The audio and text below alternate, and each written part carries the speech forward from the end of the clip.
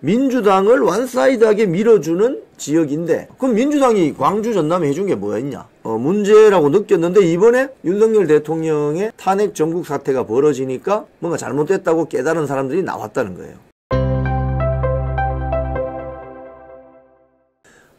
주말에 광주에서 탄핵 반대 집회가 있었는데, 거기에서 그동안 뭐 이런 논란을 불러일으켰던 극우몰이가 완전히 박살이 났습니다. 왜냐하면 광주 집회에 광주 전남, 뭐 전북, 호남 지역에서 2030 청년들 비롯해서 많은 분들이 나오셔가지고 같이 윤석열 대통령의 탄핵 시도에 대한 문제점을 지적하고 대한민국 자유민주주의 체제를 지키기 위해서 윤석열 대통령 탄핵을 반대한다, 이런 집회 현장이 정말 펼쳐졌습니다.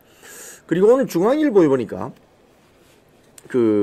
이 탄핵 지금 반대 집회를 주도하고 있는 두 단체가 있죠.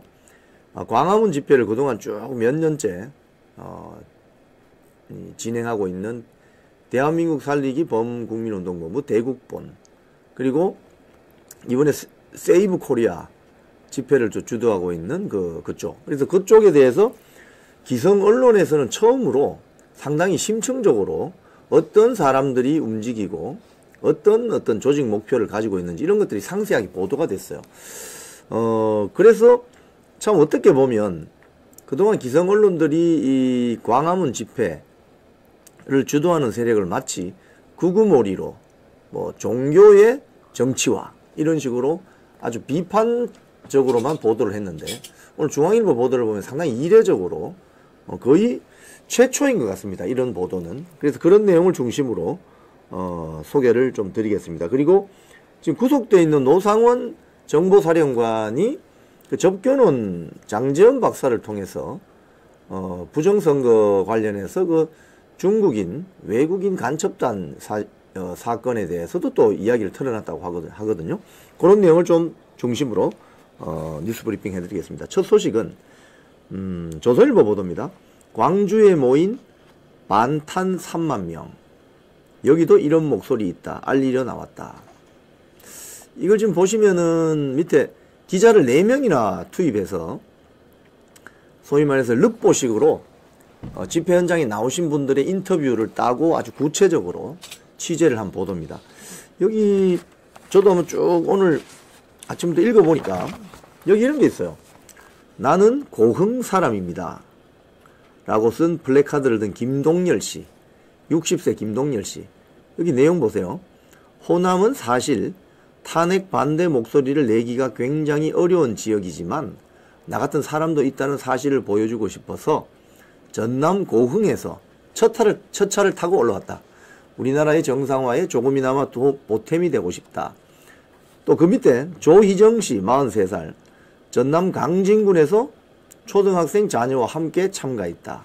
우리 아이들이 앞으로도 자유민주주의 대한민국에서 살 수 있기를 바라는 마음뿐이다. 호남에서도 윤석열 대통령을 지지하는 사람이 늘고 있다. 이 여론조사는 지금 확인되고 있는 겁니다. 또 거기 보면 2030 세대도 눈에 띄었는데, 광주 남구 봉선동에서 왔다는 직장인 김명현 씨 26살이네요. 회사에서는 모두가 대통령을 비난하고 욕해서 목소리를 낼 수 없었다.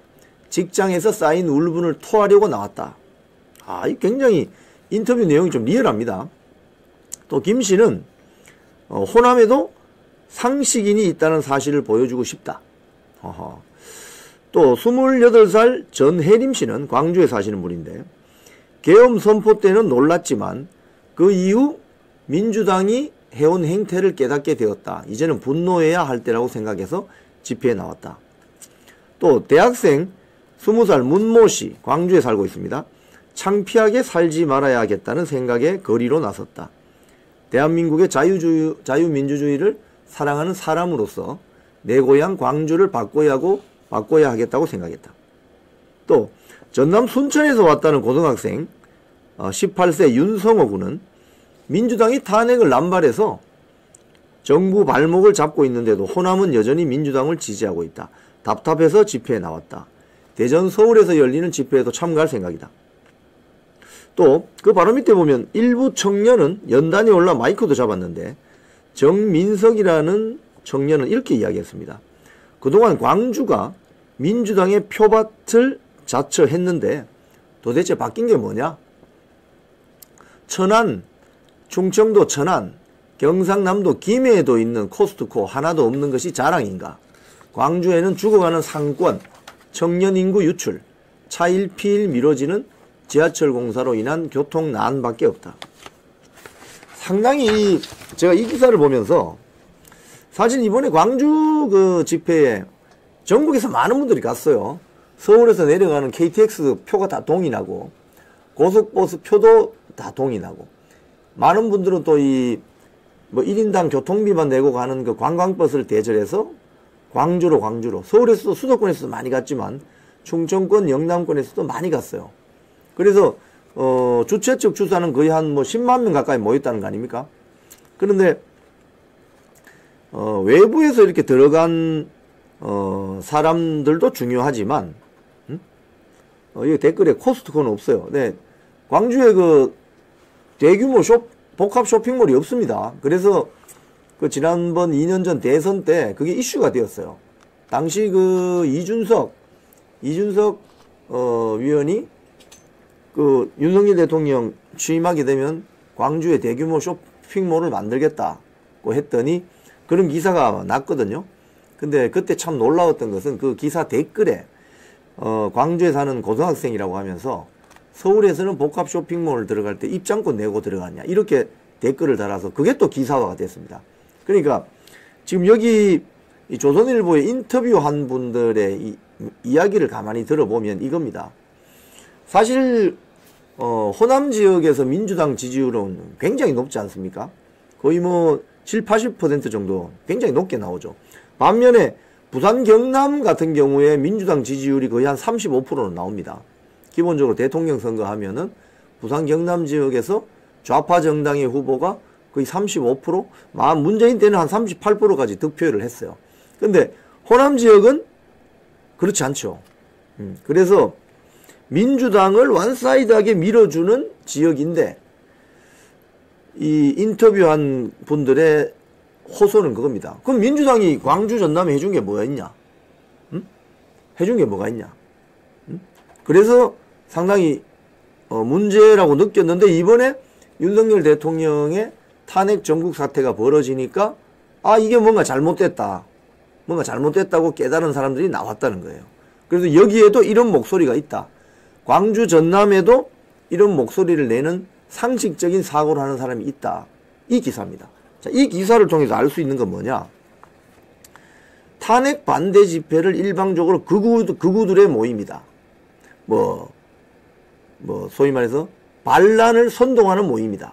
집회다. 이렇게 이야기했는데 그러면 대한민국 절반이 다 극우란 소리인지 또 광주 전남 지역에 집회에 나오신 저분들도 그럼 극우라고 규정할 수 있는지 그게 아니라는 거죠 지금.